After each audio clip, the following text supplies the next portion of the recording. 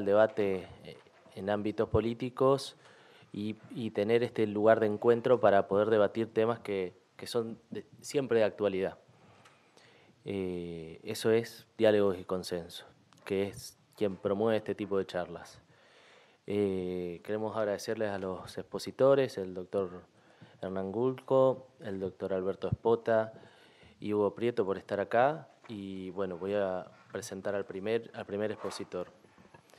El primer expositor es el doctor Hugo Prieto, abogado especialista en recursos extraordinarios, derecho constitucional y administrativo, profesor universitario en distintas universidades, convencional constituyente de 1994 y diputado nacional del año 2007 a 2011. Bienvenido. Bueno, muchas gracias. Un placer estar en este ámbito. Yo quiero hablar sobre el control de constitucionalidad, que es uno de esos temas que en Argentina, ya desde nuestra formación como abogados y aún en las ciencias políticas también, es algo que está dado como un supuesto, como que es así, y tenemos una impronta valorativa sumamente positiva, particularmente desde las primeras materias de la facultad. Y creo yo que en Argentina es una cuestión que tenemos que volver a considerar, porque yo creo que no soy temerario si arriesgo decir que si hay un sistema de gobierno de los jueces en el mundo, es el sistema de control de constitucionalidad en Argentina. Hay, por cierto, algunos países que tienen control de constitucionalidad fuerte, como Estados Unidos, del que nosotros tomamos la idea, o Colombia, por ejemplo, Brasil, y no muchos más. En realidad, por hablar de las democracias occidentales, en general, allí donde hay control de constitucionalidad, el control de constitucionalidad es débil, casi procedimental, y aún hay países muy importantes donde no solo que no hay ningún control de constitucionalidad, sino que expresamente en sus cartas constitucionales hay normas dirigidas a la prohibición de que los jueces se inmiscuyan en este tipo de cuestiones. Porque en definitiva, ¿de qué se trata? Se trata de verificar, el control de constitucionalidad significa no aplicar una norma legislativa que producto de la voluntad popular, en un caso, porque el juez considera que esto contraviene la Constitución. El poder de no aplicar una ley, en términos democráticos, hace un ruido profundo, porque ¿por qué no va a aplicar el juez la ley en un caso si precisamente esa es su misión principal? Particularmente cuando las cláusulas constitucionales, por definición, particularmente en materia de derechos, son vagas e imprecisas y corresponde al Congreso, dice la Constitución, corresponde al legislador la reglamentación de esos derechos. No sé, todo el sistema de derecho privado no deja de ser, o es particularmente la reglamentación del derecho de propiedad. Y cómo un juez dice tan libre, esta norma en este caso me parece que afecta el derecho de propiedad, que solo es la enunciación en la norma constitucional. En realidad lo que sucede es que se confronta el juicio del legislador contra el juicio del juez. Por eso, por ser tan grave, es que en el lugar de donde nosotros lo tomamos, Estados Unidos, se aplicaron reglas que se continúan aplicando que son sumamente restrictivas para entender en un caso específico en esta materia de control de constitucionalidad. Desde que haya un caso concreto, desde que la cuestión responda precisamente a un litigio entre partes.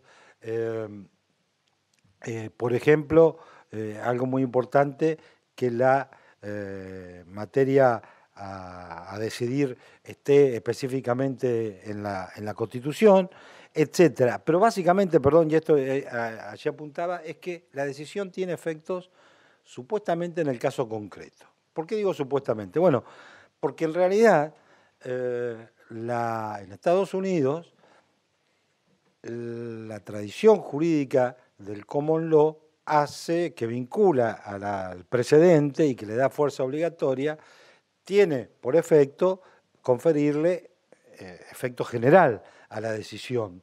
Bueno, no es el caso de nuestro sistema, que si bien constitucionalmente tenemos prácticamente una copia de la Constitución americana, o por lo menos fuertemente inspirada en la Constitución americana, nuestra principal fuente de derecho tradicionalmente ha sido la ley. Nuestra raíz es continental europea. No obstante lo cual, la evolución o mutación, para ser más preciso, porque evolución tiene un contenido positivo que yo no se lo asigno, en materia de control de constitucionalidad, ha hecho que efectivamente la fuerza expansiva de las decisiones de los tribunales, particularmente de la Corte Suprema de Justicia de la Nación, le confiera características de generalidad que da por tierra con esta idea original de restringir los efectos tan graves de una declaración de inconstitucionalidad al caso concreto. Por eso, y particularmente por ese fabuloso poder que tienen los jueces, todos los jueces del país, es que nosotros podemos hablar realmente de poder judicial si asociamos básicamente lo de poder a poder político. Los jueces en Argentina no solo que tienen poder político, sino que tienen un gran poder político que es, en un sistema democrático, incompatible con los principios básicos de la democracia cuando se expresa en última instancia, donde la última palabra ya no la tiene el pueblo, ni siquiera sus representantes, sino un tribunal que tiene, por definición, muy baja legitimación democrática y que aún, porque hay teorías que así lo sostienen, que aún cuando la tuviera, claramente sus credenciales democráticas son sumamente débiles comparadas con las de la representación política.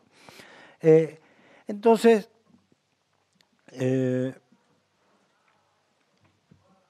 sistema original requería de dos precondiciones para que funcionen. Dos precondiciones que en términos generales se siguen manteniendo en Estados Unidos, como la de restringir, con la relatividad de lo que les decía, en el caso concreto, al caso concreto, los resultados de la decisión, por una parte, y particularmente una actitud prudente de los propios jueces que, por otra parte, están inmersos también en la realidad y rara vez van a ir muy a contramano de la corriente política, por decirlo de alguna manera. Pero lo cierto es que esta característica en Argentina no se ha dado, o por lo menos no se ha dado en los últimos 10 o 15 años, donde esta autorrestricción de parte del Poder Judicial en la práctica no se verifica. No solo que no se verifica, quiero decir con esto de que, a ver, ¿qué sucede? O hay muchas normas inconstitucionales contemporáneas, relativamente recientes o muy viejas, que sistemáticamente el Poder Legislativo se esfuerza en sancionar para violar la Constitución, o hay una actitud absolutamente invasiva de las atribuciones legislativas por parte del Poder Judicial. En mi opinión, sin que esto signifique de certificar que el 100% de la actuación legislativa pueda ser claramente constitucional, ciertamente me parece que hay un exceso en el ejercicio de esa atribución política de parte, y con la generalidad, con la injusticia que implica toda generalización, de parte del Poder Judicial. A punto tal que a través de decisiones, y generalmente de decisiones que en el fondo de las cuestiones son compartibles o son políticamente correctas. Recién hablábamos con el doctor Gulco de la reciente decisión de la Corte en materia de jubilación, de impuesto a las ganancias para un jubilado, ¿no? Donde se declara inconstitucional, argumentos discutibles, pero lo cierto es que, en mi opinión, ese control no lo puede hacer el Poder Judicial, particularmente en materia de impuestos, donde específicamente la Constitución le atribuye al Congreso la facultad de fijar las contribuciones que equitativamente disponga el Congreso. Muy claramente, el concepto de equitativo corresponde al Congreso y nunca, en mi opinión, está sujeto a la revisión judicial. Bueno, quiero decir, pero el Poder Judicial, en términos generales, decisiones que sobre el fondo de la cuestión pueden ser políticamente correctas, invade el ejercicio de atribuciones que no le han sido conferidas.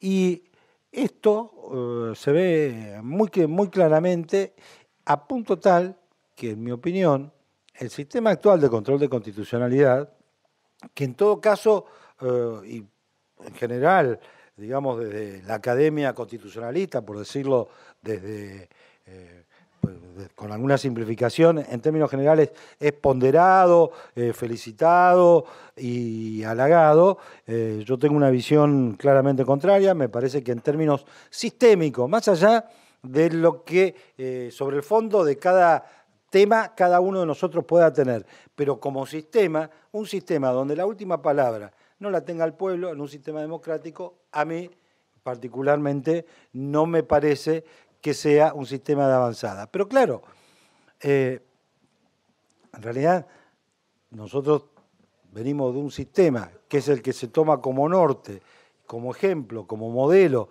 particularmente o muchas veces en la Academia Constitucionalista, que es el sistema americano, que es una república, pero que ciertamente en términos democráticos es, si se quiere, una democracia débil. Digamos, un sistema que permite que el presidente tenga 2 millones de votos menos que el que salió segundo y que no accedió a la presidencia, en términos democráticos, donde la idea principal, lo dice la propia Corte americana, es una persona, un voto, bueno, no es un sistema modelo de democracia. No obstante, lo cual, esto no significa una crítica en términos históricos, porque en ese contexto es que hay que entender la sanción de las constituciones, ¿no? Pero claramente, en las épocas de la sanción de la Constitución americana, el término democracia era un término que tenía mala prensa, era peyorativo, lo importante era la república, así fue diseñada, y la idea precisamente era el control del poder popular, no el poder popular. Esto fue transformándose por diversas circunstancias, que poco tuvieron que ver con la filosofía o con los constitucionalistas, sino que tuvo mucho más que ver con los cambios económicos, sociales, de los modos de producción, etcétera, y que implicaron una apertura democrática en los sistemas que, siendo suficientemente flexible, fue posible. Relativamente flexible, porque en realidad, como todos los regímenes políticos buscan su expansión y su permanencia, bien se cuidaron los constituyentes americanos de hacer sumamente difícil la reforma constitucional, cosa que hemos emulado también en la Argentina. Pero yo quería señalar, y en todo caso lo dejamos para el debate posterior, algunas formas que ha utilizado la Corte Suprema para el ejercicio de este poder de control de constitucionalidad de las leyes, que reitero, creo que tenemos que volver a repensar en términos de si esto es bueno que el sistema persista. Fíjense, del caso concreto se pasó a la acción declarativa de certeza como una forma de control de constitucionalidad. Y de la acción declarativa de certeza se pasó directamente a la acción declarativa de inconstitucionalidad, ¿no? Sistema que se condice con los tribunales constitucionales europeos, aún con los tribunales constitucionales provinciales que tenemos, que normalmente coincide por esta cuestión tradicional con el propio Tribunal Superior de Justicia, pero que de ningún modo son el sistema original de la Constitución. Es otro sistema, este no era el sistema original. Y además, la Corte las caratula sí ya las causas, Juan contra provincia tal sobre acción declarativa de inconstitucionalidad. Pero no fue lo que nos enseñaron a nosotros cuando nos explicaron el sistema en su momento. Para no extenderme demasiado, porque el tiempo es limitado y fundamentalmente para disparar el debate. Por ejemplo, ya la declaración de inconstitucionalidad, de no aplicar la ley, es algo relevante, ¿no? Pero muchas veces se inaplica la ley por disposición judicial mediante medidas cautelares que generó una reacción, la sanción de una ley que muchas veces los propios jueces, para inaplicarla, ni siquiera se toman la molestia de declararla inconstitucional, simplemente prescinden de aplicarla, de leerla. Muchas veces se ha obstaculizado o postergado la vigencia de leyes mediante medidas cautelares dictadas por jueces. El caso que me viene a la memoria, un juez federal del interior, y leyes absolutamente relevantes para la institucionalidad, más allá del juicio de valor que nos puedan merecer. Como, estoy pensando en ella, la ley de medios de comunicación audiovisual, que fue suspendida originalmente por un juez federal de Mendoza, que no recuerdo el nombre, pero luego de sucesivas instancias tuvo años y años esa ley sin aplicarse, hasta que finalmente la Corte resolvió en un fallo salomónico, digamos, salomónico porque partió por la mitad digo, no porque haya sido sabio. Pero lo cierto es que el daño, en términos de institucionalidad, en términos de los fines perseguidos por el legislador, fue irreparable porque se postergó la voluntad que había sido ampliamente mayoritaria en un proceso deliberativo donde no había habido ninguna aplicación de mayoría automática o ninguno de estos clichés periodísticos que suelen hacerse, sino que por el contrario, me consta, porque yo fui legislador en esa época, fue producto de un amplio debate legislativo en las dos cámaras del Congreso. Sin embargo, un ignoto juez de provincia, del cual, no sé, por lo menos yo no me acuerdo el nombre, pudo más su voluntad en una medida cautelar dictada inaudita parte que la decisión soberana del pueblo manifestada a través de la sanción de una ley relevante, porque se vinculaba a valores muy importantes como el de la libertad de expresión, entre otros, y esto creo que nos tiene que hacer reconsiderar la cuestión, por lo menos para los que valoramos en la tensión permanente que siempre hay entre el constitucionalismo y la democracia, como el valor supremo, el de la decisión popular. Porque este es nuestro sistema, porque esto es nuestra forma de autogobierno. Y si bien la República ciertamente debe garantizar algunos valores, específicamente el control, me parece que en términos contemporáneos y más allá de las dificultades y de los desafíos, que ese es un tema interesante también, que se vienen hacia el futuro, debemos volver a considerar. De modo que, y es mi palabra final para no extenderme demasiado, creo que particularmente en la cátedra, en ámbitos como este de discusión y de debate, la idea es que volvamos a pensar, a discutir y a tener una mirada crítica sobre cuestiones que parece que ya estuvieran dadas, ¿no? Y como otra, que está vinculada, pero no tengo tiempo de ponerla, que aparece a veces como la santísima trinidad del derecho constitucional, que es la división de poderes, ¿no? Y eso es un dogma que en realidad no funcionó, ni siquiera al tiempo de haberse diseñado, no la Constitución argentina, sino la propia Constitución norteamericana. Quiero decir que la misma idea que presidió o que inspiró el diseño constitucional realizado no pudo concretarse rápidamente porque cambiaron un sinfín de circunstancias.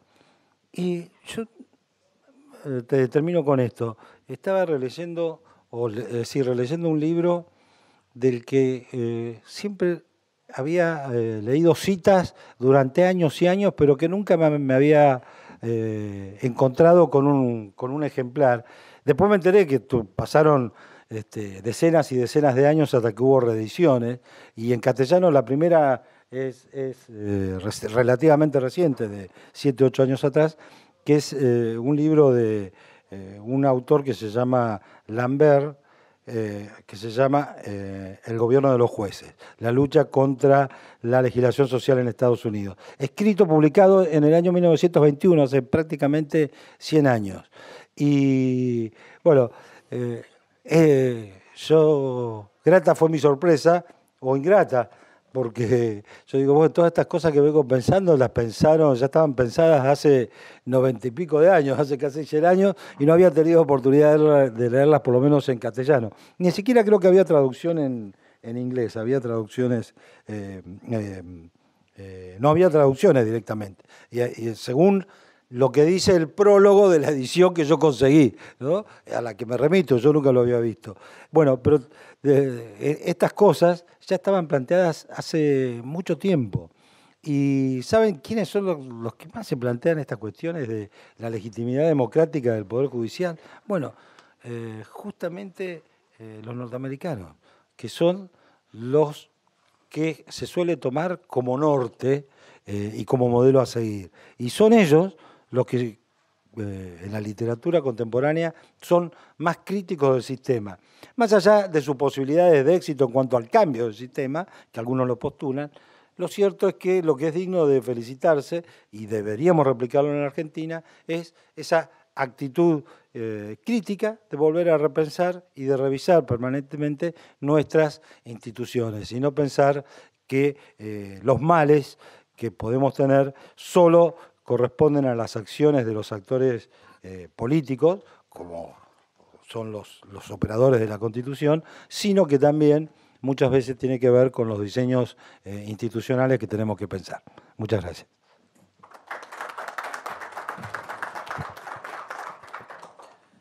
Muchas gracias, doctor.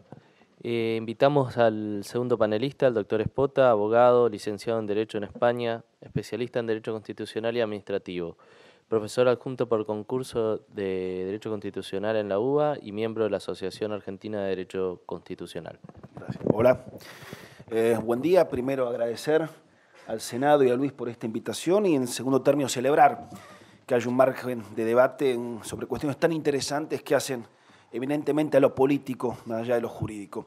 A ver, mucho de lo que voy a transmitir y compartir con ustedes ya ha sido señalado por Hugo, así que me voy a permitir replantear lo que tenía pensado comunicar. A ver, el punto cierto y real es que el Poder Judicial, sobre todo en los últimos 15, 20 años, ha redimensionado la división de poderes, llevándola a un esquema tal diferente al que, por lo menos yo, aprendí en la universidad. Esto quiere decir que en tales términos ha habido un aceleramiento importantísimo en lo que tiene que ver puntualmente con el ejercicio del control de constitucionalidad, con más, y Hugo ya lo señaló, un uso abusivo no, pero sí importante y desmedido, comparado en términos históricos con otro instituto cautelar que son las medidas provisorias.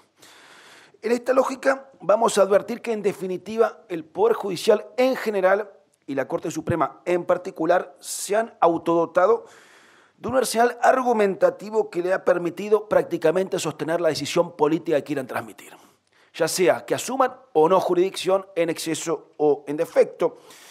Y esto se debe principalmente a que desde siempre, al menos en esquemas como los nuestros, el Poder Judicial se ha autoatribuido la capacidad de resolver con voz última y definitiva todo conflicto jurídico, lo que no incluye todo conflicto político. Aquí está el problema. La capacidad de resolver con voz última y definitiva todo conflicto jurídico no incluye necesariamente cuestiones políticas mediante la capacidad de resolver conflictos políticos.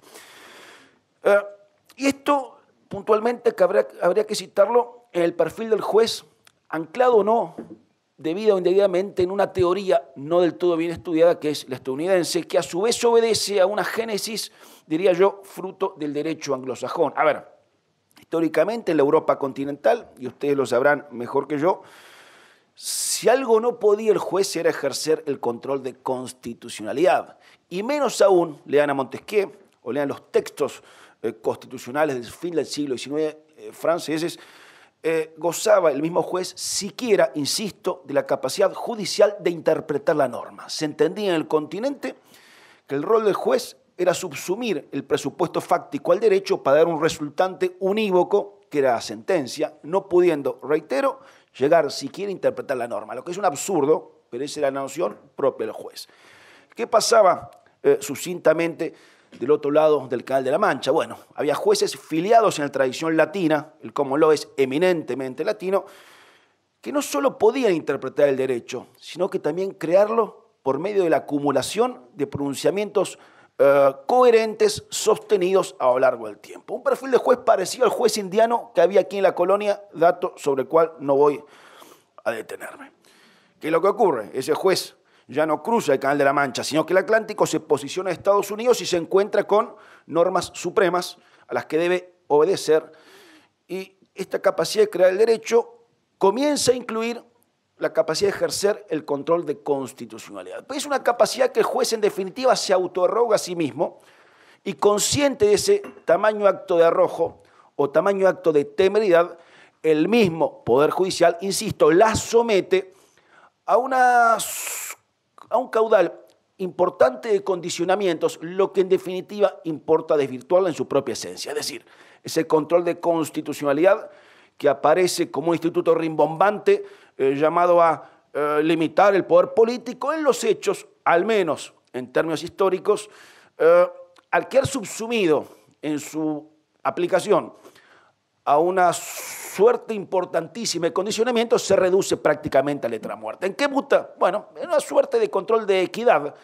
donde la norma no se deroga, pero sí se desaplica el caso concreto siempre que se demuestre que genera un agravio constitucional a tal o a cual particular. Esto lo dijo Hugo. A ver, el caudal de condicionamientos procesales que crea la misma Corte, consciente de su acto de arrojo, implica decir, tengo esta herramienta, pero no la puedo usar. Existencia de causa, petición de parte, demostración de agravio, no existencia de cuestión política, y sí se persuade al juez los efectos limitados a las partes. Entonces, parece mucho y no es tanto, ya que no se ejerce con frecuencia, sino que de modo excepcional, atendiendo a razones de equidad. Fíjense que el control nace en su esencia como una respuesta de equidad llamada a llevar justicia al caso concreto, cuando se demuestra efectivamente que la aplicación de la norma muta y degenera en un agravio a un derecho subjetivo. Sobre esta lógica se ha ido, diría yo, redimensionando el ejercicio del control de constitucionalidad, apelando a dos o tres variables. Una es que el tribunal es el juez de su propia competencia, y no habiendo sobre él ningún margen de revisión sobre cuestiones de índole jurídico-político, lo que diga, salvo que medie un indulto en cuestiones eminentemente penales, hace y cobra entidad de cosa juzgada. ¿Y qué vemos? Bueno, vemos que ese control de constitucionalidad ya ha venido a la Argentina, que nace timoratamente, ha ido recibiendo a lo largo de los últimos 15, 20 años, en gran medida gracias a la reforma del 94 y en gran medida gracias al uso abusivo que se gestó de ciertos institutos procesales como es el amparo a instancia del Corralito del 2001-2002, un alcance que importa redefinir la división de poderes.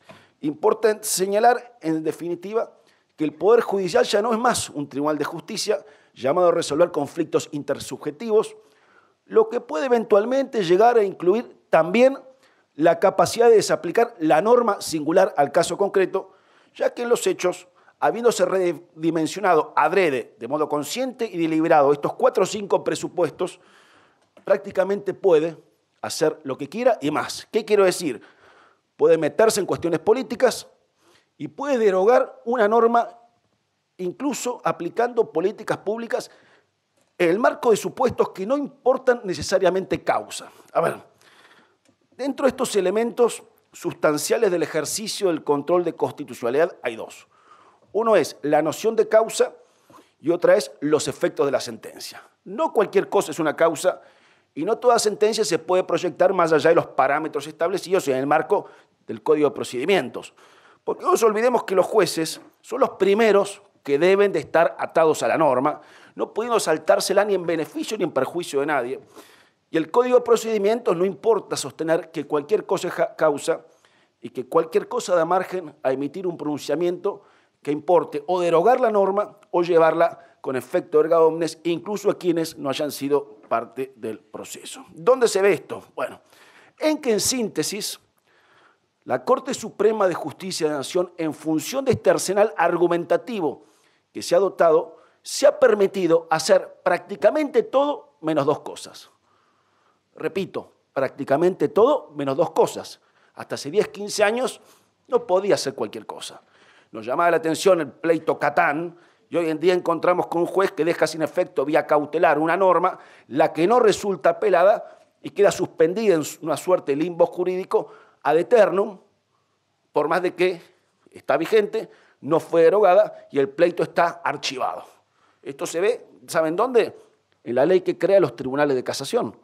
La casación federal que está creada por ley está suspendida y ese pleito nadie sabe en qué ha quedado. Entonces, este no es el sistema judicial que ha pensado la Argentina ni ningún otro país del mundo y obedece tal vez a muchos factores. Uno es, insisto, la reforma del 94, que crea una suerte de procesos colectivos en el 41 y 42 que han quizás elípticamente y de modo inconsciente redimensionado la división de poderes en beneficio propio del Poder Judicial al extremo tal de autoatribuirse tamañas competencias que, como ustedes saben, no les son confiadas. Tal vez por razones democráticas, como decía Hugo, pero que de hecho esas competencias no son propias del Poder Judicial. ¿Cómo sigo? Bueno, ¿el Poder Judicial en estos términos es necesario? No, es imprescindible. Es imprescindible que haya un Poder Judicial. No estoy en desacuerdo con que ejerza el control de constitucionalidad en términos tradicionales, pero esto desde mi punto de vista no debe admitir una redimensión tal de la división de poderes al extremo de afectar pautas o valores democráticos con los cuales puedo o no coincidir en lo que tiene que ver con la ley en sí sancionada. 2 cosas más. ¿Qué dije? Que el Poder Judicial se ha arrogado, de hecho, tamaño arsenal argumentativo, lo que le permite hacer lo que quiera, menos 2 cosas. Una, ¿cuál es? Abocarse a un pleito. Todavía la Corte no ha creado pretorianamente el Instituto de la Abocación, pero creo pretorianamente uno parecido, que es el per saltum, no importa. Pero de hecho no hay abocación. Y la segunda, que la Corte tampoco se ha permitido, lo digo que no se lo permita, digo que no se ha de momento permitido, ¿cuál es? Bueno, generar espontáneamente una causa. Alguien al menos tiene que ir, tal vez mediante un recurso in pauperis, con un papel precario que quizás ni tenga firma de abogado e instar su jurisdicción. Pero fuera de estos 2 supuestos, puede hacer la Corte lo que quiere más. Entonces, ¿a qué vuelvo? A que en términos históricos, el control de constitucionalidad, que es una derivación del derecho anglosajón, formateado en una norma suprema, que se ejercía a cuentagotas y por razones de equidad, ha mutado en los hechos en que la Corte se transforma en un agente político en la aplicación puntualmente de los procesos colectivos de 1994, al extremo tal de redimensionar en beneficio propio la división de poderes, lo que implica poner en crisis, ¿por qué no?, el esquema democrático. ¿Y qué ha quedado de ese rol histórico?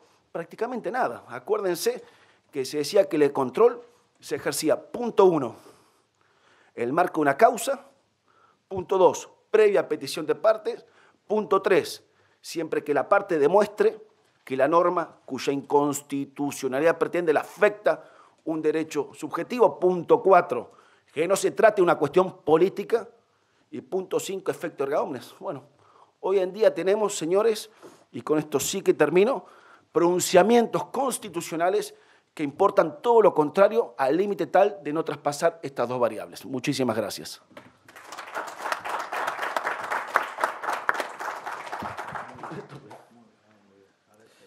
Muchas gracias. El próximo expositor es el doctor Hernán Gulco, máster en leyes de la Universidad de Miami, doctor en Derecho de la Facultad de Derecho de la Universidad de Buenos Aires y profesor tiempo completo de la Universidad Torcuato Di Tella. Muchas gracias por esta invitación al Senado y a Luis.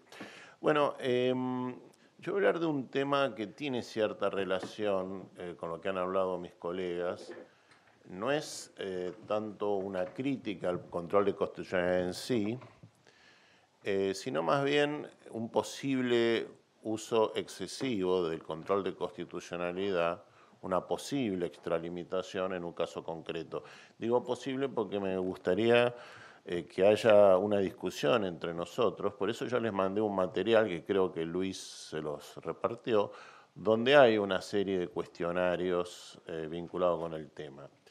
Ustedes, por supuesto, además de las preguntas que yo les mandé, se les pueden ocurrir a ustedes preguntas propias acerca de este tema. El origen de lo que yo les voy a contar y de los materiales que les mandé está vinculado con el caso Viñone. Ustedes saben que este fue un caso que tuvo mucha repercusión pública, donde la mayoría de la Corte Suprema resolvió que la ley del 2x1, esto es que establecía que por cada día de prisión preventiva se tenían que contar 2 días a los fines del cómputo de la pena, también era aplicable a una persona condenada por delitos de lesa humanidad. Yo no quiero ahora discutir la cuestión de fondo, si el fallo Viñone es correcto o no, si el concepto de ley penal más benigna se aplica a delitos permanentes, como era el caso de Viñone, que son cuestiones técnicas, que son muy interesantes, pero que no tienen que ver con lo que yo quería discutir con ustedes. El tema más bien está vinculado con cómo se interpreta la ley, cómo se interpreta la Constitución y cuáles son los límites que la Corte Suprema tiene en el ejercicio de su jurisdicción. ¿Cuál fue el argumento central de la mayoría, por lo menos de los jueces Rosenkrantz y Hayton de Nolasco? Dijeron, bueno, miren, el artículo 2 del Código Penal dice lo siguiente, y se los leo para que lo recordemos, dice, si la ley vigente al tiempo de cometerse el delito fuera distinta de la que exista al pronunciarse el fallo o en el tiempo intermedio, se aplicará siempre la más benigna.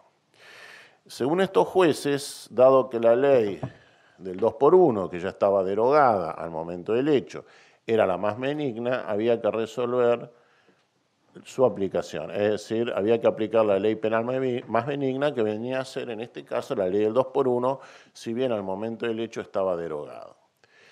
Y en este voto aparece una posición muy interesante que dice, no nos gusta el resultado, no nos gustaría beneficiar a una persona condenada por un delito de lesa humanidad, pero la ley nos obliga a ello, porque el artículo 2 dice siempre se aplicará la más benigna, los jueces tenemos que ser obedientes al texto de la ley y por lo tanto tenemos que aplicarlo. Esto suena muy interesante porque si uno se pone a pensar, es muy bueno que el juez muchas veces vaya en contra de sus convicciones personales y diga, me gustaría llegar a tal resultado porque no puedo, porque la ley me obliga a hacer esto. La pregunta interesante que hay que hacerse es si es verdad que en el caso concreto la ley obligaba a la Corte Suprema a resolver de esa forma, a decir que en virtud de lo dispuesto por el artículo 2 del Código Penal había que aplicar la ley penal más benigna a una persona condenada por un delito de lesa humanidad. Y entonces esto nos lleva a los límites de la competencia de la Corte. Y esto nos lleva a la distinción entre derecho federal y derecho común.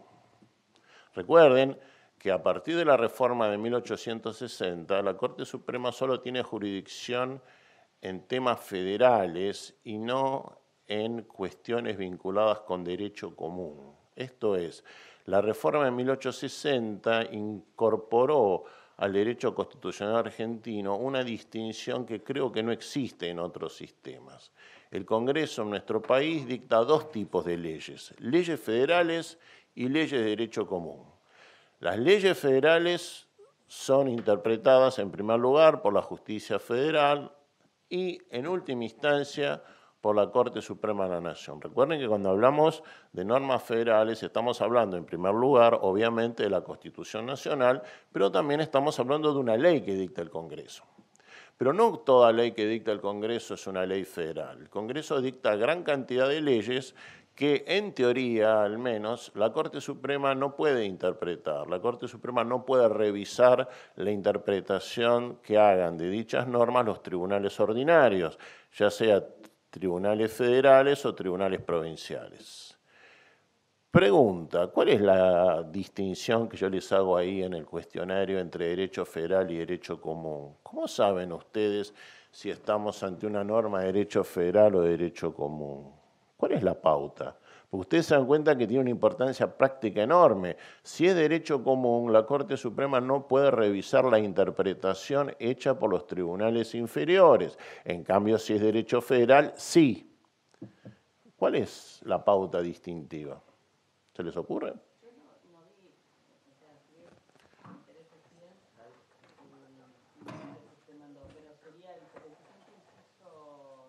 Exacto.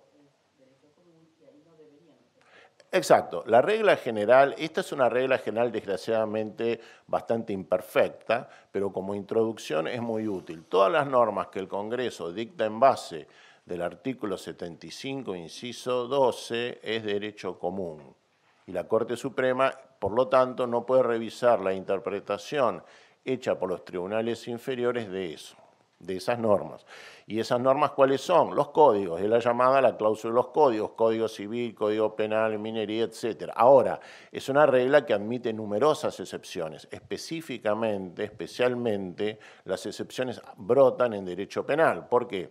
Porque el Código Penal argentino, si bien en gran parte es una norma de derecho común, por ejemplo, homicidio, robo, abuso sexual, estafa, es derecho común, tiene otros delitos que son claramente derecho federal. Por ejemplo, atentado al orden constitucional, falsificación de moneda, asociación ilícita destinada a poner en peligro el orden constitucional. Esas son normas federales, a pesar de que están en un cuerpo de leyes que en principio es derecho común. Con el Código Civil es más fácil. El Código Civil aparentemente no se me ocurre ninguna norma del Código Civil que sea derecho federal. Ahora, ¿y por qué esas normas del Código Penal son federales? Y son federales porque supuestamente tutelan los intereses del Estado federal. Por ejemplo, el orden constitucional. Ahora, ¿qué les parece? ¿El artículo 2 del Código Penal es derecho común o derecho federal? Es derecho común de acá a la China. ¿Se dan cuenta? La Corte Suprema, antes de la incorporación de los tratados de derechos humanos al ordenamiento interno argentino, sistemáticamente desestimaba recursos extraordinarios fundados en el artículo 2 del Código Penal porque decía, esto es derecho común. Y es más, cuando alguna ley especial que no era del Código Penal no contemplaba el principio de retroactividad de la ley más benigna y ante un planteo constitucional, la Corte contestaba el principio de retroactividad de la ley penal más benigna no está en la Constitución, es una creación del legislador y disponible por el legislador. Entonces, uno podría decir, la Corte Suprema no tenía competencia para meterse a interpretar el artículo 2 del Código Penal. Entonces, todo el argumento central, por lo menos del voto de Rosenkrantz y Hayton de Nolasco, es que la ley nos obliga a hacer esto porque dice siempre se aplicará la más benigna, tiene un defecto muy fuerte. El defecto muy fuerte es que esa ley estaba fuera de la competencia de la Corte Suprema. Interpretar el artículo 2 del Código Penal. Ahora, pregunta, ¿existe alguna norma federal que establezca un principio análogo al artículo 2 del Código Penal? ¿Cuál podría ser? Traten de pensar. ¿Existe alguna norma federal que establezca el mismo principio de retroactividad penal de la ley, la replicación retroactiva de la ley penal más benigna y que sí sea federal? Es el artículo 9 de la Convención Americana, por supuesto, que tiene jerarquía constitucional. Ahí sí la Corte Suprema podía entrar e interpretar el artículo 9. La gran diferencia es que el artículo 9 de la Convención Americana no tiene esa cláusula tan terminante que dice siempre se aplicará la más benigna. En realidad no dice nada al respecto. Y uno, además, tiene que interpretar ese artículo 9 a la luz de la jurisprudencia de la Corte Interamericana de Derechos Humanos, que, como ustedes saben, en delitos de lesa humanidad ha limitado bastante el principio de legalidad. Yo diría, lo ha hecho casi desaparecer. Entonces, acá el enfoque de la Corte Suprema, más allá de lo que pensemos respecto al fondo del asunto, era equivocado. El artículo 2 del Código Penal era ajeno a la competencia de la Corte. Y la norma que sí tenía que ver con la competencia de la Corte, el artículo 9 de la Convención Americana, no establecía ese principio tan tajante que fue el que aparentemente obligó a la mayoría a resolver como hizo. Bien, voy a la segunda parte. Como ustedes saben, después del dictado de este fallo, hubo una reacción popular tan fuerte que hizo que el Congreso, pocos días después, dictara una ley que estableciera el principio de retroactividad de la ley penal más benigna no se aplica a este tipo de delitos. La mayoría de la Corte dijo que esta ley era válida porque era una ley interpretativa del principio, por lo tanto era válida, en cambio la disidencia dijo que esto era inconstitucional.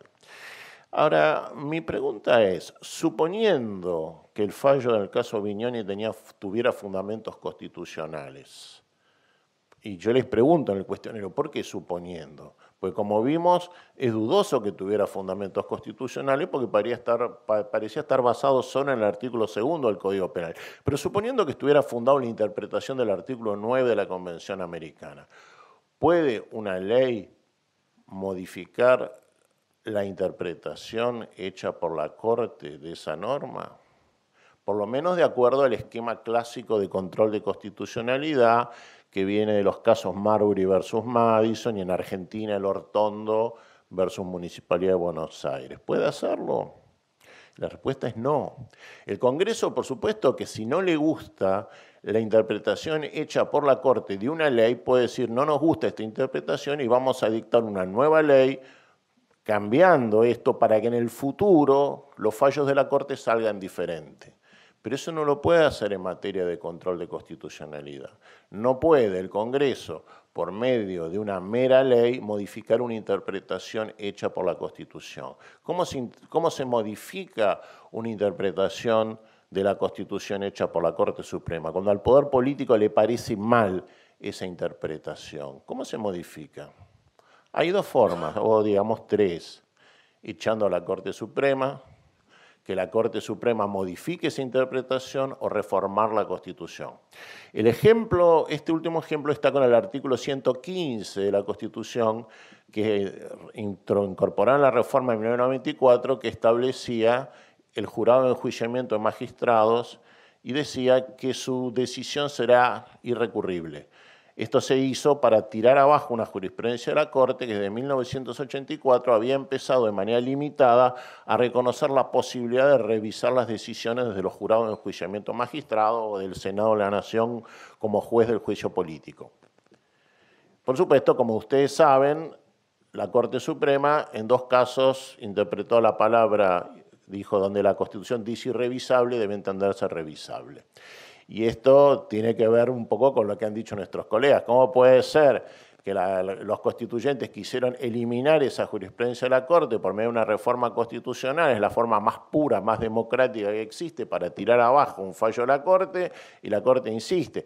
Bueno, en realidad la Corte lo hizo porque dijo que si llegaba a decir que eran irrevisables, Argentina iba a tener serios problemas en el sistema interamericano de derechos humanos porque la Corte Interamericana había dicho que tenía que haber revisión judicial. Y esto me lleva a la parte final de mi exposición. Aun cuando en Argentina elimináramos el control de constitucionalidad o lo restringiéramos fuertemente, siempre quedaría el control de convencionalidad. A menos que Argentina denuncie la Convención Americana, denuncie la jurisdicción obligatoria de la Corte Interamericana, eliminar el control de constitucionalidad no tendría mucho efecto práctico porque siempre un juez argentino estaría obligado, porque así lo estableció la Corte Interamericana, a invalidar normas contrarias a la Convención Americana. Sería, por supuesto, un control de constitucionalidad. Este control de convencionalidad sería un poco más restringido que el que existe ahora, pero seguiría existiendo. Quiere decir que el debate sobre si hay que mantener o no el control de constitucionalidad quizás no sea tan importante como parece a primera vista, porque siempre tendríamos que enfrentar no solo el control de convencionalidad respecto a la Convención Americana, sino también respecto de otros tratados de derechos humanos que también tienen organismos que son los intérpretes finales de esas convenciones y que por decisión propia de los poderes políticos argentinos le bajan línea a las autoridades nacionales acerca de cómo deben interpretarse esas convenciones. Muchas gracias.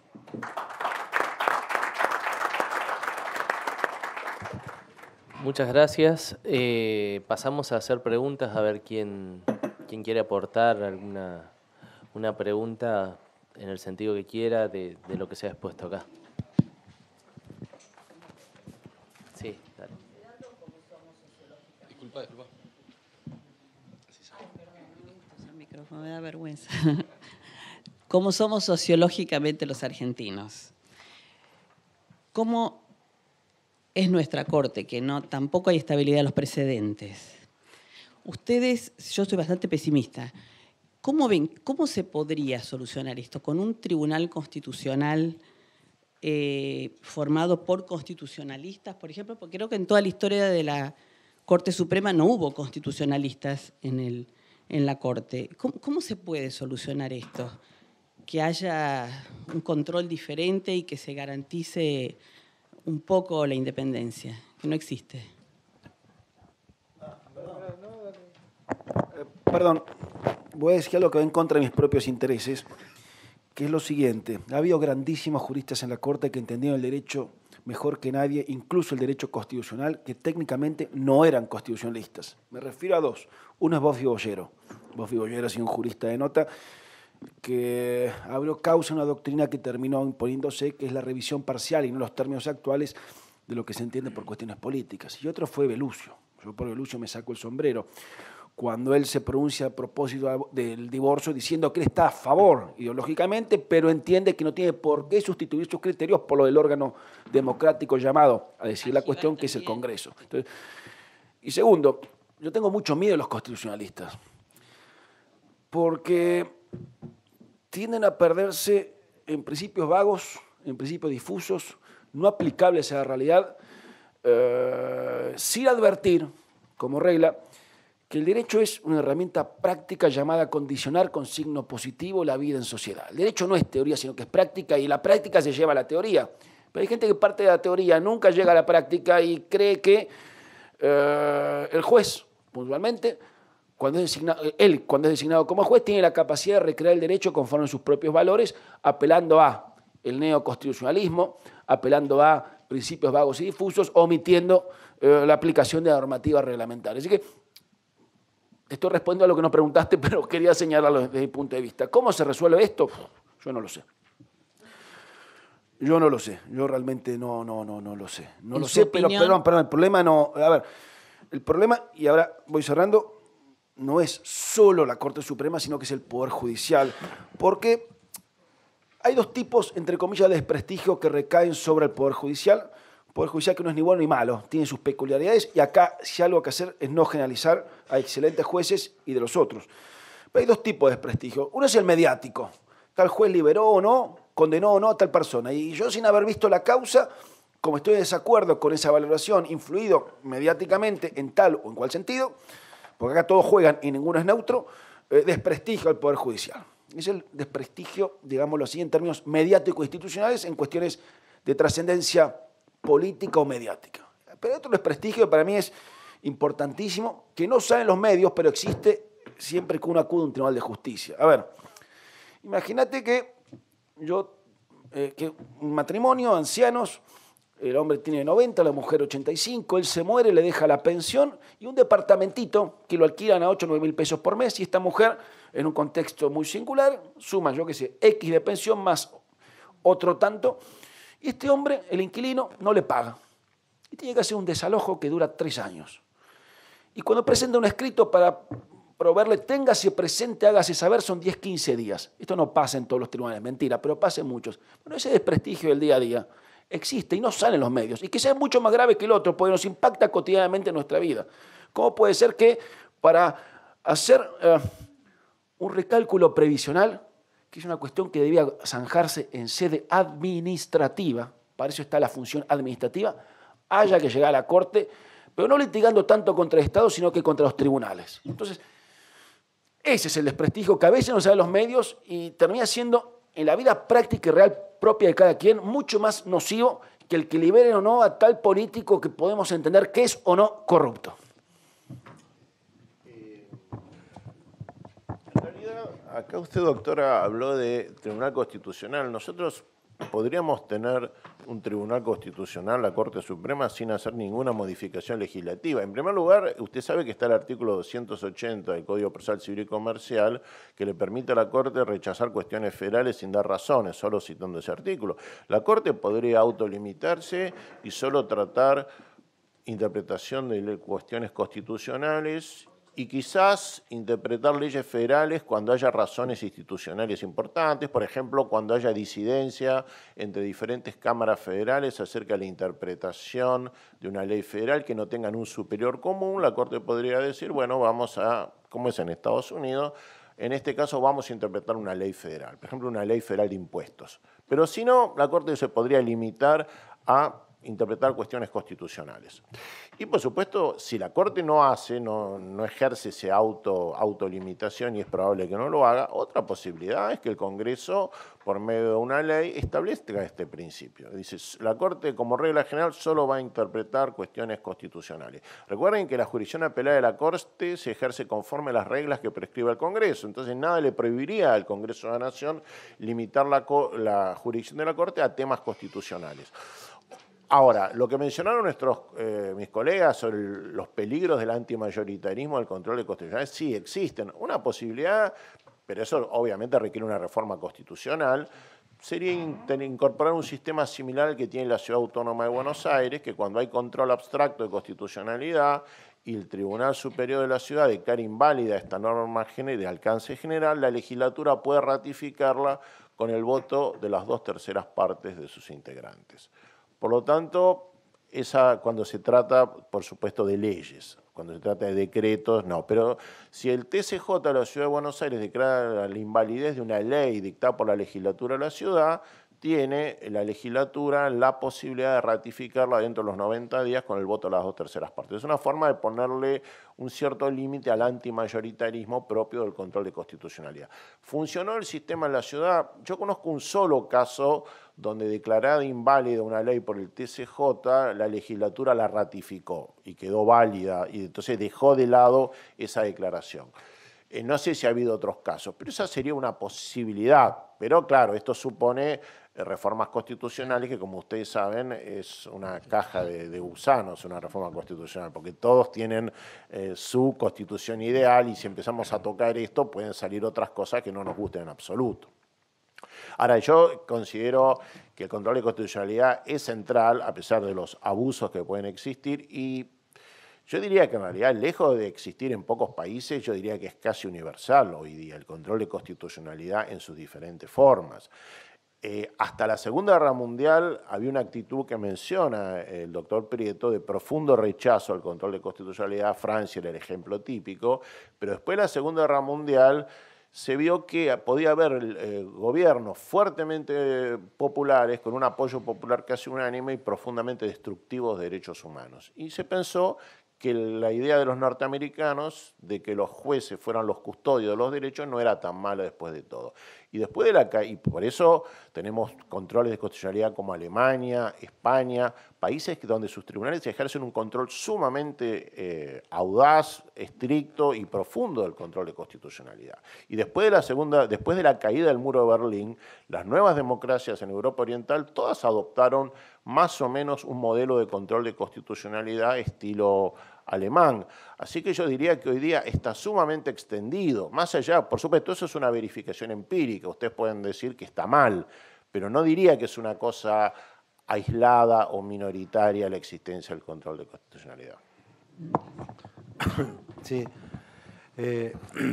Yo creo que el problema del control de constitucionalidad y de la misma naturaleza del Poder Judicial lo tenemos que ver desde una forma más sistémica, desde un punto de vista más sistémico, sobre si es bueno que sigamos manteniendo este sistema que teóricamente es de división estricta de poderes y de frenos y contrapesos y control recíproco de los poderes. En realidad esto no es así, la realidad es que no es así. No hay control recíproco de todos los poderes. En todo caso, hay un control del Poder Judicial respecto de los actos de los demás poderes, con mayor o menor extensión, más o menos politizado, que en general se ha ido expandiendo. Yo descreo absolutamente de que pueda revertirse esa tendencia en la realidad de los hechos.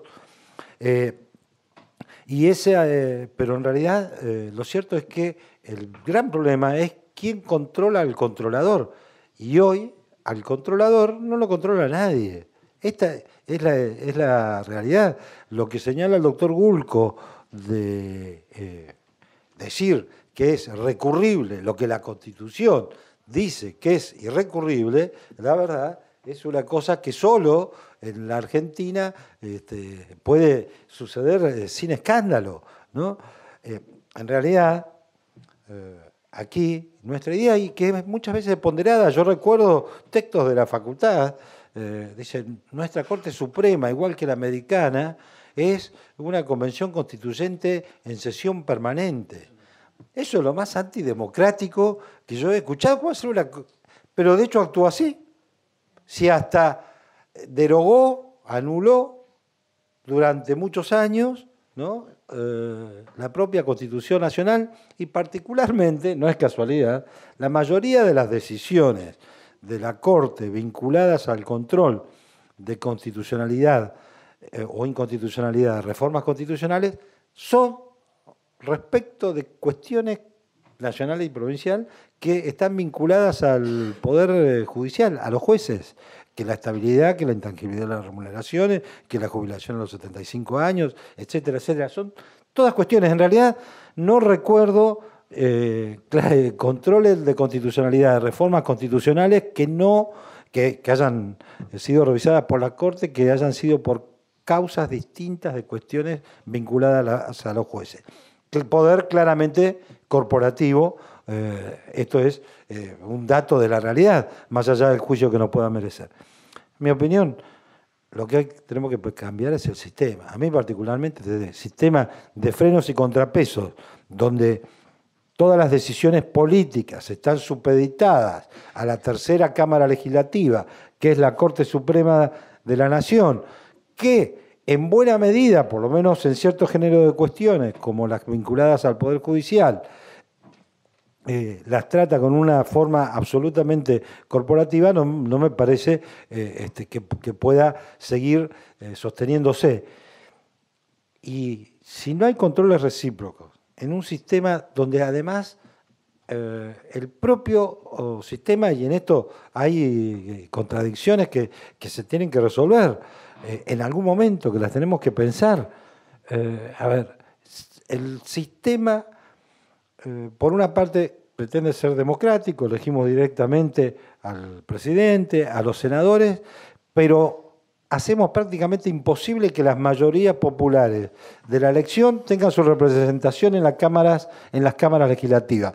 No es casualidad esto fue hecho así de forma intencionada por los constituyentes en 1887, los constituyentes americanos, precisamente para retrasar o moderar los cambios legislativos que no se precipiten.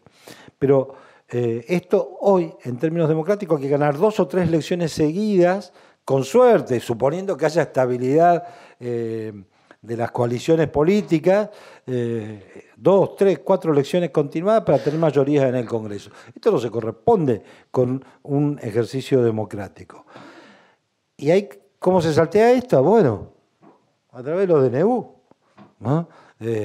También no hay mayoría en el Congreso, no importa, tengo los DNU. La Constitución dice una cosa, dice otra. Sí, bueno, nadie se escandaliza demasiado. Nadie se escandaliza demasiado porque en realidad son necesarios. Lo que en mi opinión tenemos que volver a pensar es si este esquema nos sirve en términos democráticos y en términos funcionales, porque está también el peligro del incumplimiento de las normas que a nadie le escandaliza, ¿no?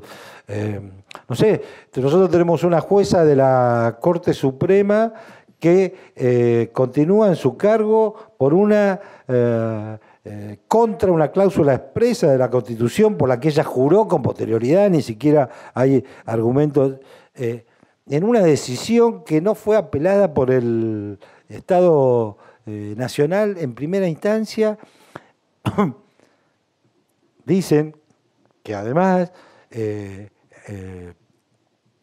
acción interpuesta cuando estaba circulando la causa que cambió la jurisprudencia de Fait, Schifrin, de modo, digamos, utilizando, si se quiere, información privilegiada en un caso que estaba llamado a decidir. Está lo más oronda, digamos, el escándalo es que nadie se escandalice de esta situación, más allá de los valores jurídicos que pueda tener como jueza, pero ciertamente esta es una situación donde la verdad, si así está la cabeza, ¿cómo será para abajo? Y esto también tiene que ver, bueno, en mi opinión tenemos que pensar un sistema político distinto, ¿no?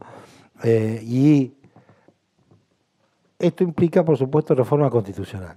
Y yo creo que, lo decía Jefferson, se decía en la época de la Revolución Francesa, cada 20, 25 años tenemos que volver a considerar cambiar nuestras constituciones o ratificar lo que tenemos, por algo que tiene que estar vinculado con justamente el ideal de autogobierno. ¿Por qué nos vamos a regir por normas pensadas y sancionadas hace 200 años por señores que están todos muertos, que no tenían la menor idea de cómo iba a evolucionar el mundo, ni podían tenerla, y que la seguimos así adorando cuando tenemos claras evidencias, por lo menos en la Argentina, de que esto no funciona bien?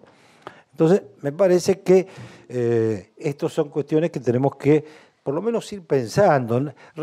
Es muy difícil que la inspiración de una reforma constitucional esté vinculada en que la política diga, bueno, vamos a pensar nuevas reglas que sean imparciales, que permitan, digamos, esto en realidad, las reformas constitucionales de las provincias, de la nación, generalmente son por intereses muy concretos, vinculados generalmente los últimos a la reelección, ¿no? O con intereses económicos, como fue la reforma de 1860, y que tenían que ver con la propia constitución de la nacionalidad.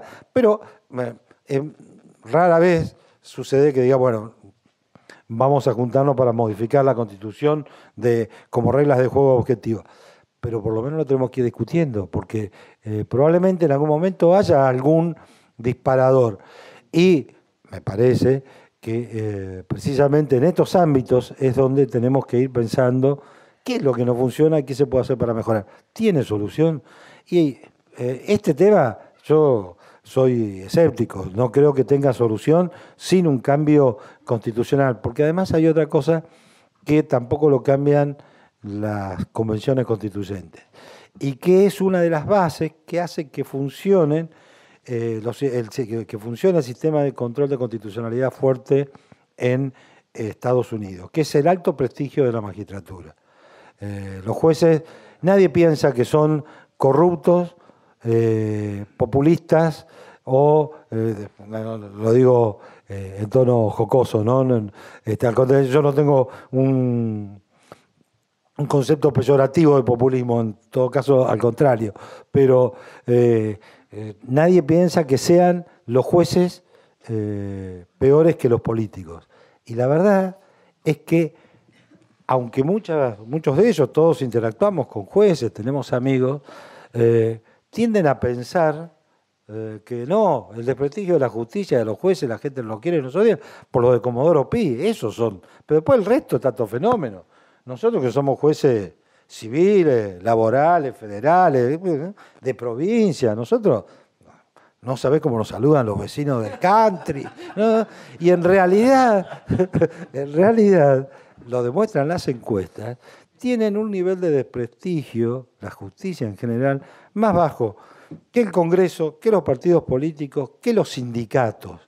Bueno, menos que eso, no sé cómo andarán con los barra brava, pero en realidad, y hay una percepción tan distinta, que eso tampoco se cambia rápidamente. ¿Puedo decir una cuestión? Sí, a ver, dos asuntos. El primero, hace 40 años, 30 años, al poder político no le importaba quién iba a ser un juez de la Cámara Contencioso Administrativo Federal. ¿Por qué? Porque las cuestiones políticas no se debatían en los tribunales de justicia. Hoy en día, al poder político le importa hasta quién va a ser un juez civil nacional, y ni hablar de estos fueros tan sensibles para cosa política, en la medida que hoy en día la política sí se debate ante los tribunales de justicia, tarde o temprano. Pero se termina debatiendo y zanjando no por sentencia de fondo, sino que por medida cautelar, ya que la sentencia de fondo es a 10 años vista y lo que surte efecto es un pronunciamiento provisional que en definitiva es eterno, infinito e inclaudicable. Entonces, ¿qué quiero con esto señalar? Que la política, la justicia se ha ido politizando por muchos factores, unos legítimos, otros ilegítimos.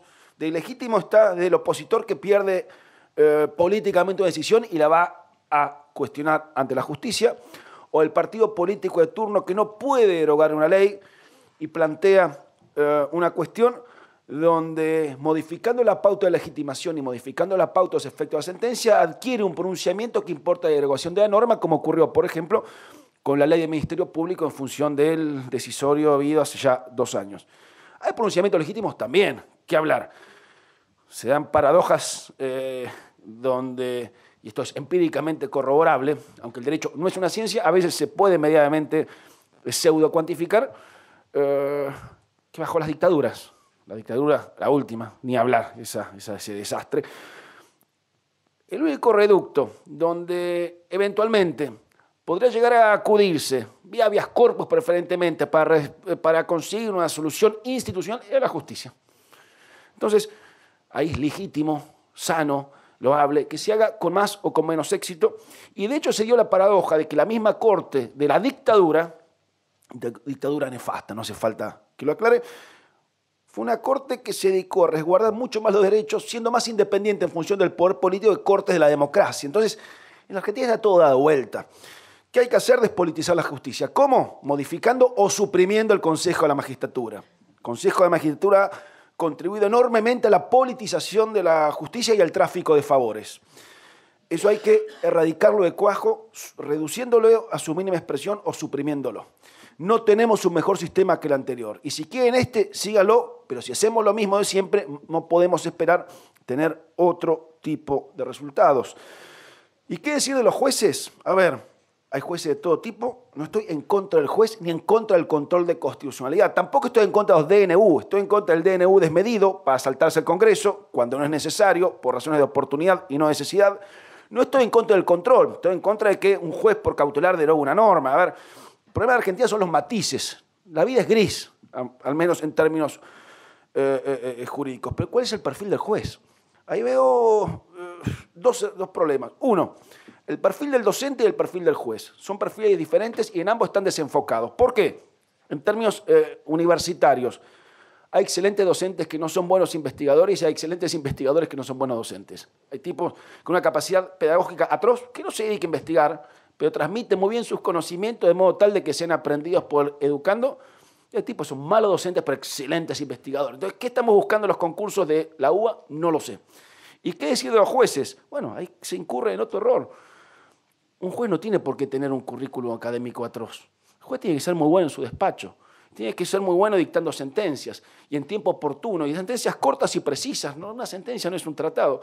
Y a veces, más allá del tráfico de influencias, a veces, más allá de la necesidad del poder político de colonizar fueros que antes no le importaban, y no le importaban porque antes los jueces no se metían en política, o se entraban a meter en política, en gran medida, gracias a la reforma del 94 y los procesos colectivos, le comenzaron a importar al poder político. Bueno, a veces necesitamos otro tipo de jueces. Jueces de oficio y que estén sometidos a un control, y no hablo del control político, un control como cualquiera que cumple una función pública debe de estar controlado, cumplir horarios, cuantificar la cantidad de sentencias, medir el desarrollo de los pleitos.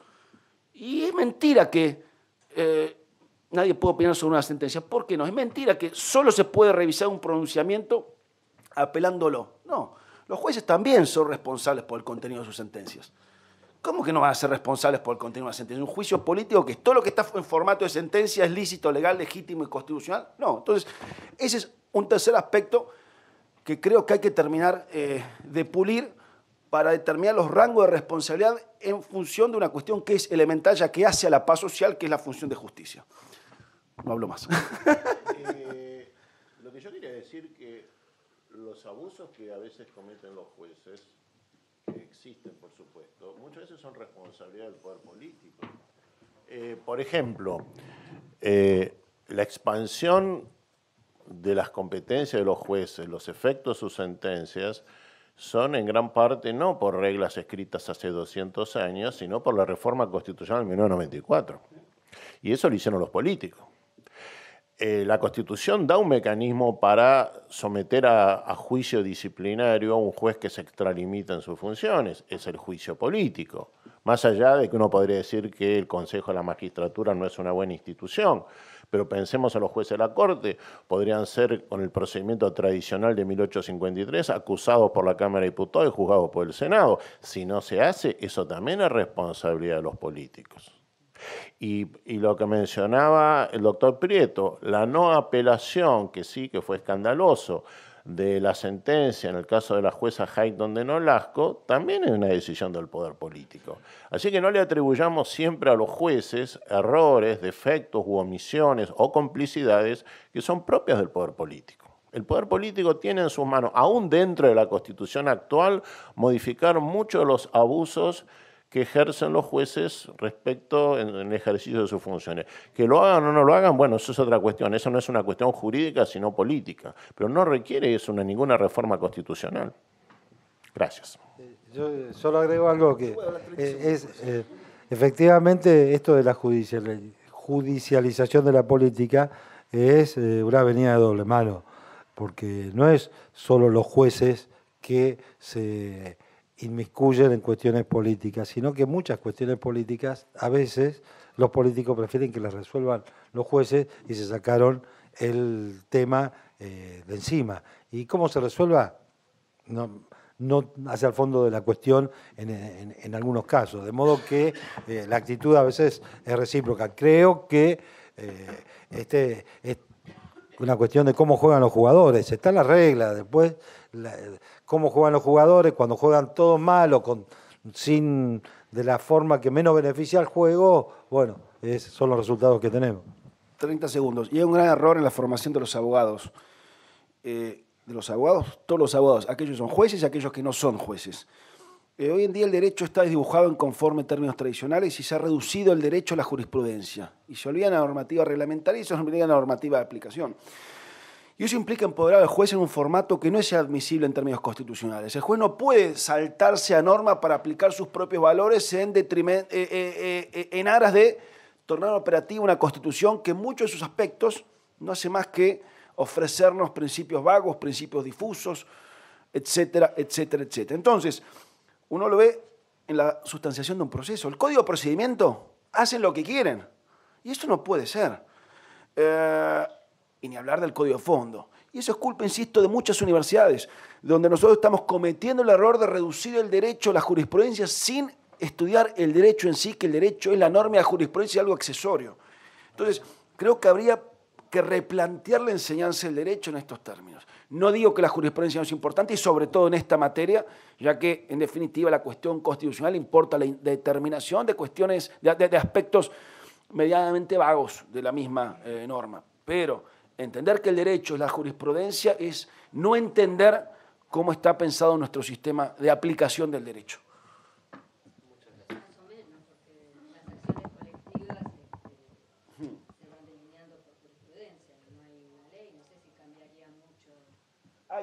Está el reglamento de la Corte. Sí, por eso, bueno, el reglamento de la Corte. Sí. Con fuerza de ley. Sí, obvio.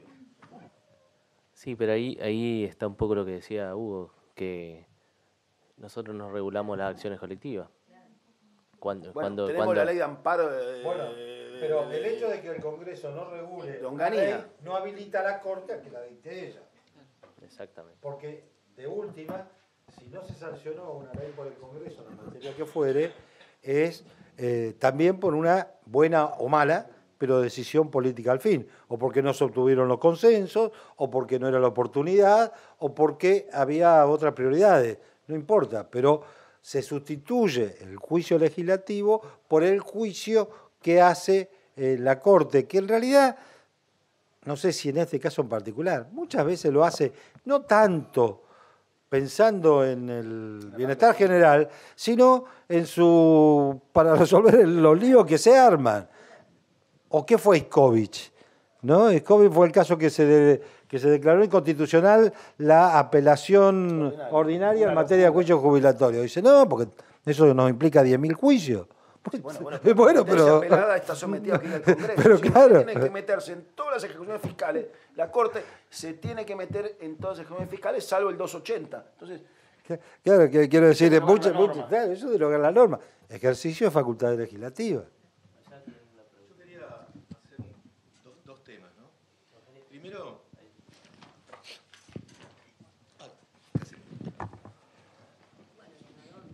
Primero, en relación con un comentario del doctor Prieto, del tema de la afectación quizás a la legitimidad democrática que da y es cierto, el descalce temporal que tenemos en la duración de los mandatos legislativos, ¿no?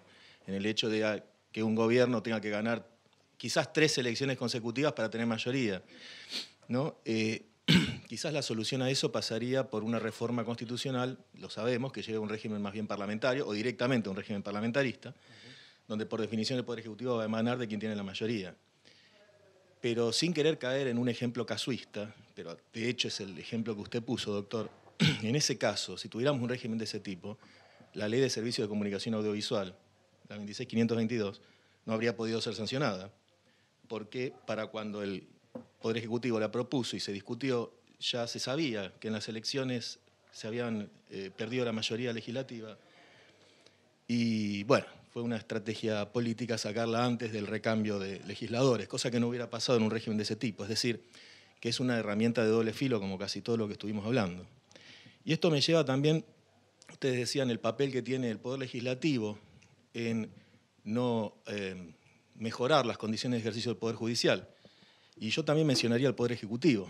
En el ejemplo de la Ley de Medios, en el ejercicio de la profesión me pasó algo increíble. El artículo 30 es referido puntualmente al tema del pedido de licencias de cable. De cable, televisión por cable. Sí. Servicios de radiodifusión por suscripción, por vínculo físico. Y en el caso expresamente está previsto por la Ley de Medios que quien ya presta ese servicio en un mercado pequeño de referencia, y si hay una empresa de servicios públicos que lo quiere prestar, excepcionalmente puede esa empresa solicitarlo, pero la empresa local tiene derecho a oponerse, a impugnar ese pedido. Y lo hicimos en el caso de un cliente de un pueblito pequeño de una provincia mediterránea. Lo hicimos. Y la respuesta de la AFSCA fue que sí, que efectivamente el artículo 30 de la ley permitía impugnarlo, pero la reglamentación estaba en blanco, sigue estando en blanco al día de hoy. Entonces, que ellos no tenían obligación de ver lo que se había planteado, ¿sí? El audiatur altera pars, derogado de un plumazo después de 2000 años de jurisprudencia, ¿no? O sea, sí, la ley le da el derecho a usted de impugnar, pero como no hay reglamentación, nosotros no tenemos por qué evaluar su impugnación. La verdad, nunca en la vida pensé que iba a llegar a ver eso, lo uso en clase con mis alumnos. El tema es más largo, además, porque después tuvo una resolución antedatada, ¿no? Se nos corre traslado en julio por 30 días y en octubre nos notifican que ya se había otorgado la licencia a la contraparte en mayo. Bueno, cosas que pasan en este país, ¿no? Y es el ejemplo de la ley de medios. Pero la otra cuestión que quería mencionar era el tema de los plazos. Y yo creo que los plazos efectivamente tienen mucho que ver con todo esto. Porque en la práctica la justicia se politiza porque los jueces no tienen plazos que cumplir.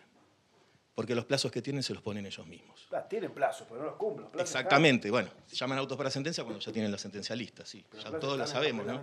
El ejemplo de la suspensión de la ley de medios en Mendoza es escandaloso. Sí. Así como recién hablé en contra de un lado, ahora del otro. Es un escándalo que una ley nacional pueda ser suspendida de esa manera, es un escándalo. Pero también es cierto que todos nuestros jueces, y más cuanto más altos están, más juegan con el tiempo como herramienta de presión política. Y pasan los meses y pasan los años y seguimos esperando grandes decisiones. Eso va desde lo chiquito hasta lo grande. Usted mencionó irónicamente 15 días para obtener una... No me acuerdo qué ejemplo puso. Yo estoy desde el 26... Yo desde el 26 de abril, no me equivoqué, 26 de abril, no de mayo, estoy esperando copias certificadas en un juzgado civil y comercial federal. Algo que un juzgado de provincia saca en el día. Eso lo magnificamos, lo llevamos a la Corte Suprema, lo llevamos a los tribunales federales, y es la mayor herramienta de presión política. Entonces, si vamos a hacer un poco de deseo, estamos hablando de una reforma constitucional, yo pondría de algún modo plazos concretos de los cuales los jueces no se puedan apartar bajo responsabilidad personal y política. Me parece que el gran problema hoy de nuestra Administración de Justicia es el tiempo, pero no solo porque perjudica al justiciable, que es en definitiva para lo que existe la democracia, ¿no? Para defender a los habitantes. Además porque les permite, voy a usar una palabra académica, rosquear. Cajonear. Y cajonear, que es una forma de rosquear también, sí, claro. Sí. Sí.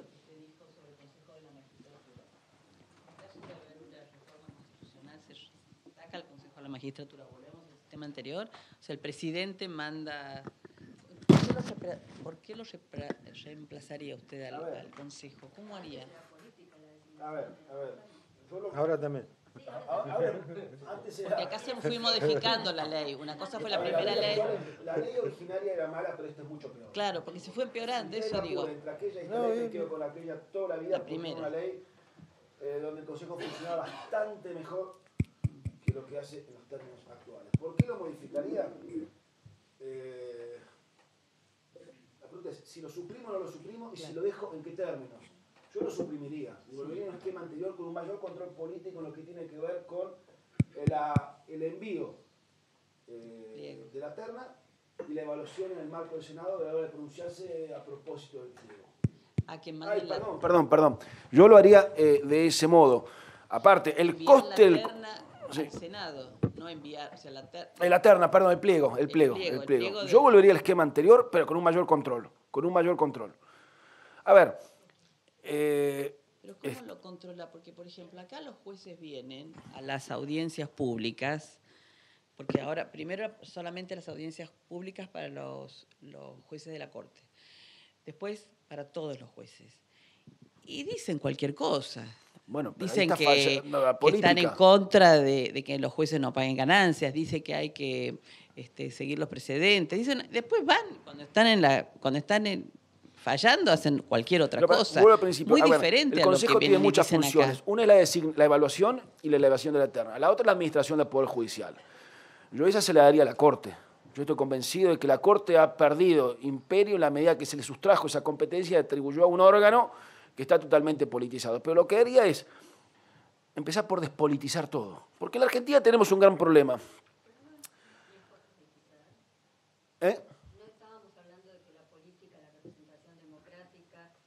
Despartidizar.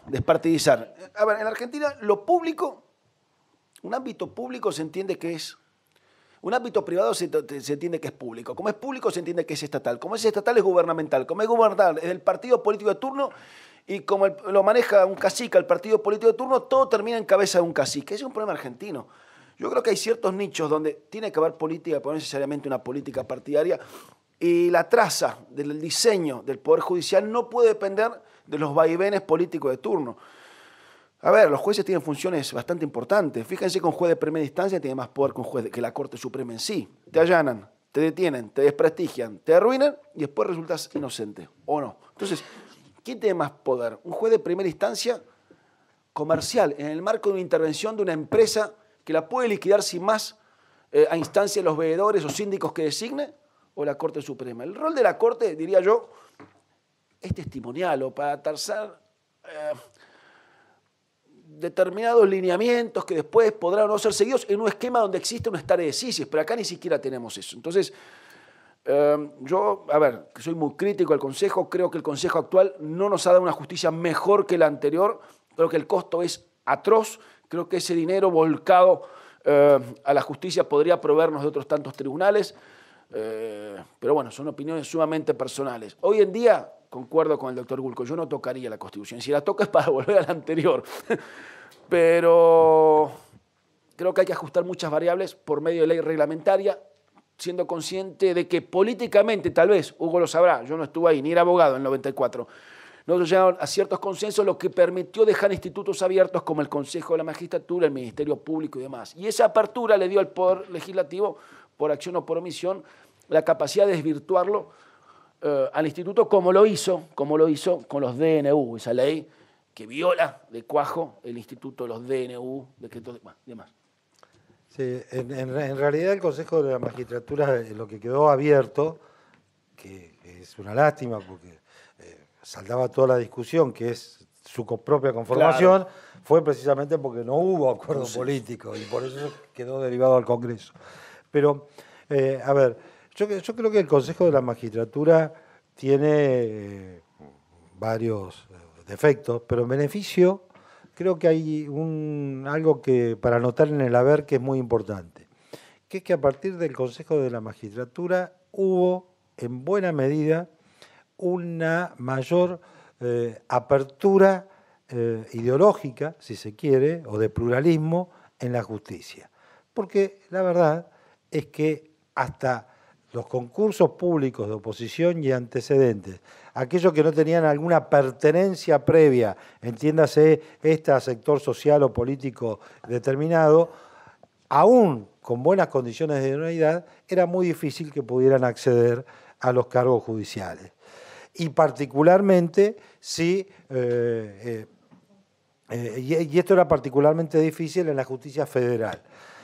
El Consejo de la Magistratura, en buena medida, imposibilitó o hizo posible una mayor apertura. De hecho, hoy, si se quiere, hay dos partidos o dos líneas, grandes líneas políticas, la de la Asociación de Magistrados o el Partido Judicial, como se lo quiera llamar, y el de Justicia Legítima.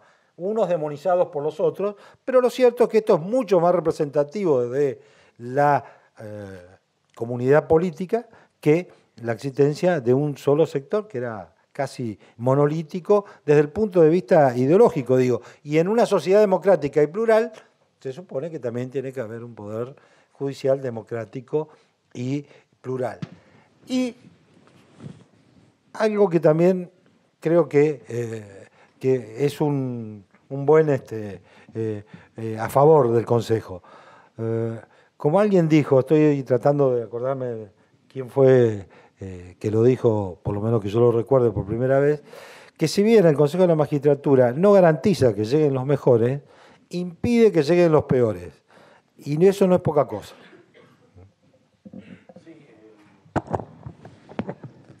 Antes de la reforma del 94, era factible encontrar un juez penal que nunca había hecho derecho penal en su vida, que no sabía derecho penal. Hoy día es más difícil. Por ahí tenemos un penalista mediocre, pero por lo menos es penalista. Y lo mismo pasa si es civilista o administrativista. Algún tipo de mejora en la idoneidad trajo.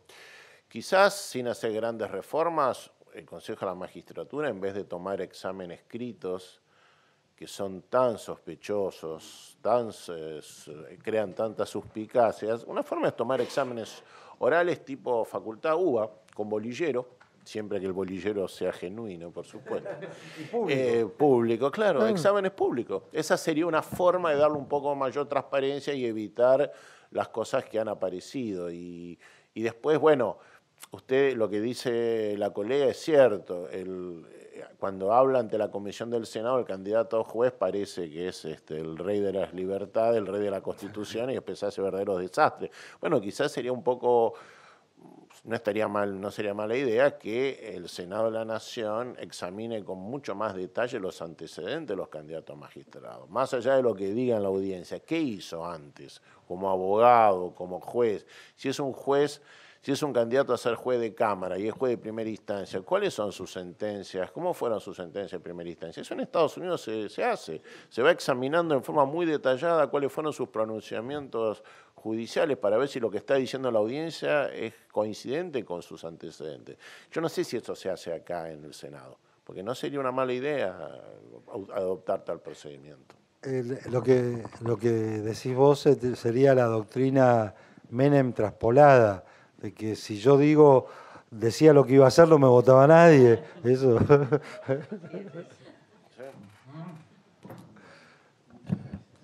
gracias. Bueno, muchas gracias por la asistencia, gracias por las preguntas y bueno, levantamos la reunión y pasamos a picar algo, que si es que quedó algo todavía.